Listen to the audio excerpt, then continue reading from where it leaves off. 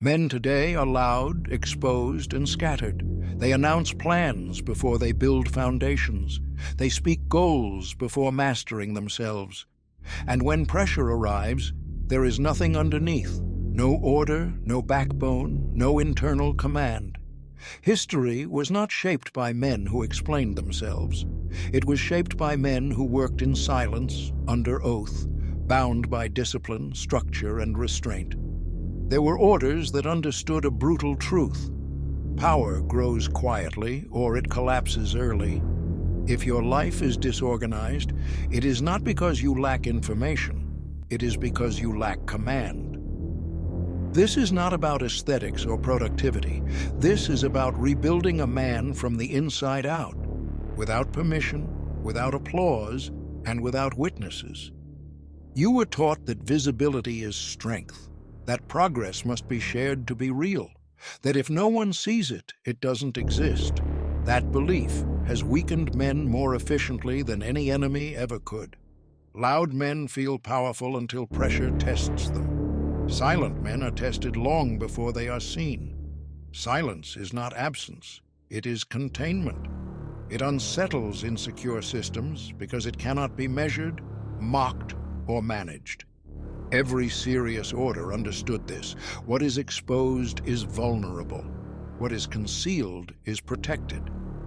Organization is not about color-coded calendars or public routines. It is the construction of an inner fortress, where decisions are made before emotions speak, where time is guarded like territory, and where intent is never leaked. The moment you stop explaining yourself, you reclaim something modern life stole from you: authority over your own direction. Before a man organizes his schedule, his finances, or his surroundings, he must organize his inner command. Most men attempt to impose structure on chaos without first confronting the source of that chaos: undisciplined will. Order does not begin with tools. It begins with an oath made in private, an internal line that, once crossed, cannot be uncrossed. This is the difference between men who rearrange their lives and men who rebuild them. Silence is essential here. When a man speaks too early, he releases pressure. Words become substitutes for action.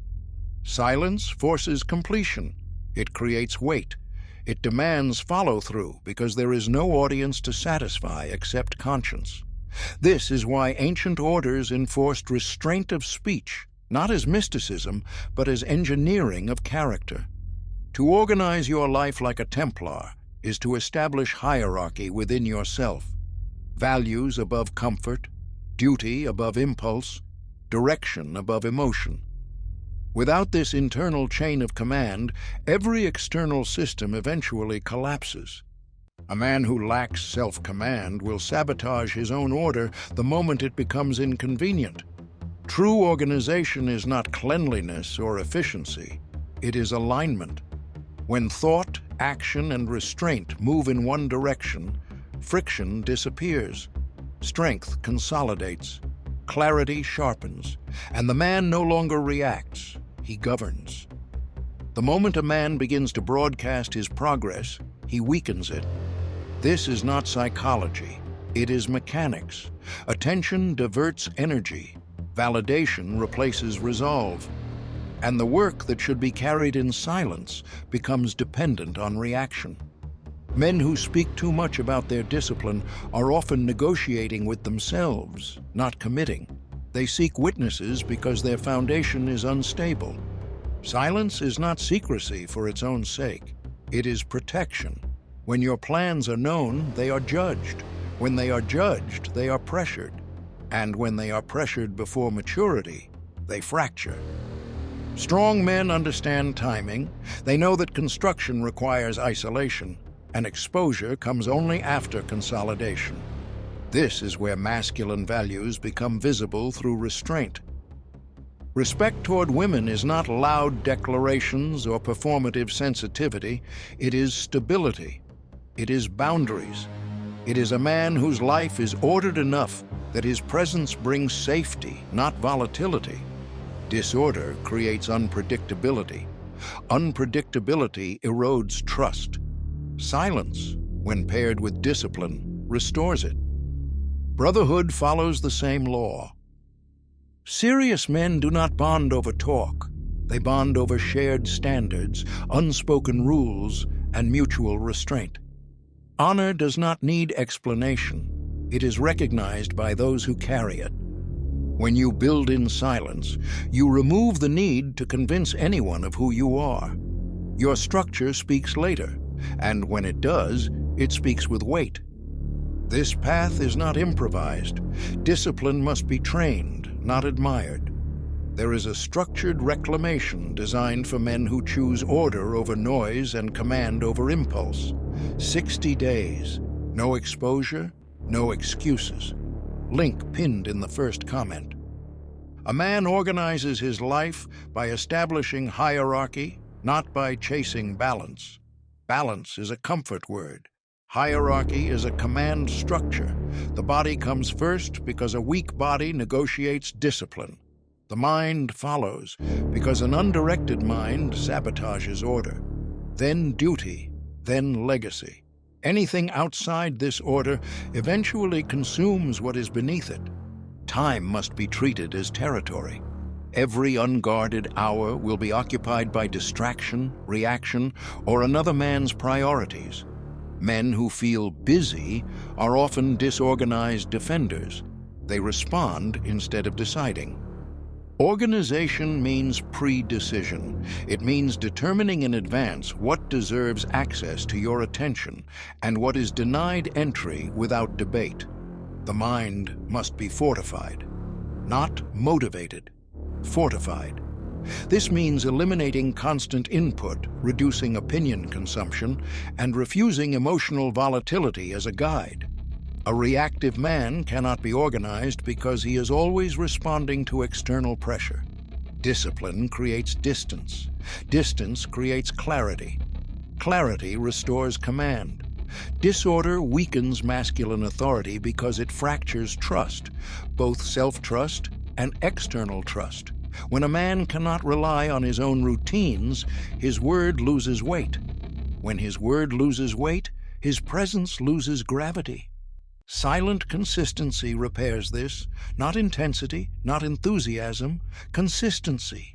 The man who organizes quietly becomes difficult to destabilize. He is no longer rushed by urgency or seduced by novelty. His life moves forward on rails he laid himself, firm, narrow, and non-negotiable. Boundaries are not aggression. They are structure made visible. A man without boundaries lives in constant negotiation with others, with impulses, with circumstances. Every negotiation weakens command. Organization demands that certain lines are drawn once and never revisited.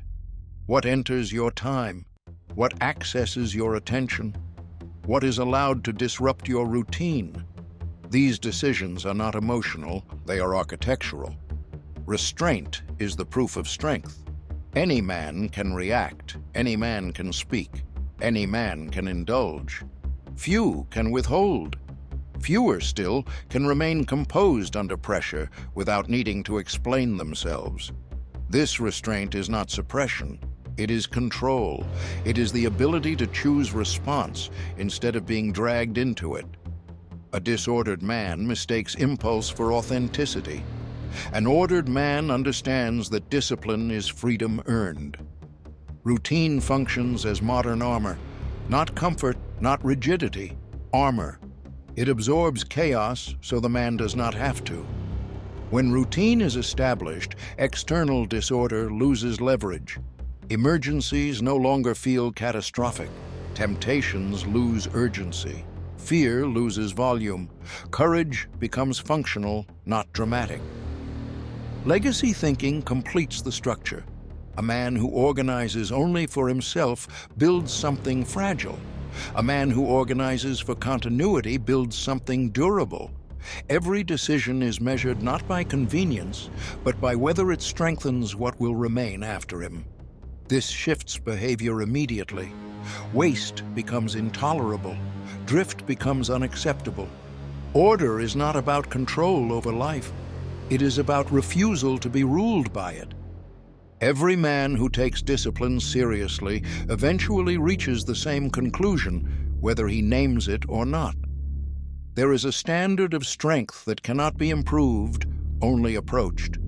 A way of living marked by restraint, sacrifice, clarity of purpose, and unbroken alignment between word and action. History records many imitators of this standard, but only one embodiment of it. This is where philosophy ends and prototype begins. Christ is not presented here as religion or rhetoric, but as the final convergence point of masculine discipline. He moved with intention, spoke with restraint, and submitted impulse to purpose without exception. He was unshaken by pressure, uncorrupted by attention, and unbroken by suffering. Not because he avoided conflict, but because he mastered himself before confronting the world. Serious men recognize this pattern instinctively: the silence before action, the refusal to posture, the obedience to mission over comfort, strength expressed through control, not domination, sacrifice chosen, not forced. This is why men searching for backbone, order, and unassailable resolve eventually bend toward this model, even before they understand its name. To organize your life like a Templar is to align yourself with this timeless structure, not loudly, not publicly, but decisively. When your inner order reflects this standard, confusion fades, compromise weakens, and your life stops drifting. It advances. The work is quiet, the consequences are not. Begin by removing before adding. Silence unnecessary inputs, reduce exposure, eliminate habits that fragment attention and drain resolve. Organization fails when a man tries to stack discipline on top of noise. Clear space first, mentally, physically, temporally.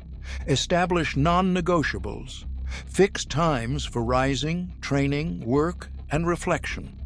These are not flexible appointments, they are structural beams. Protect them without explanation. A man who constantly justifies his discipline eventually abandons it. Guard speech. Do not announce changes. Do not seek agreement. Let silence become the pressure that forces completion. If a task cannot survive secrecy, it was never serious.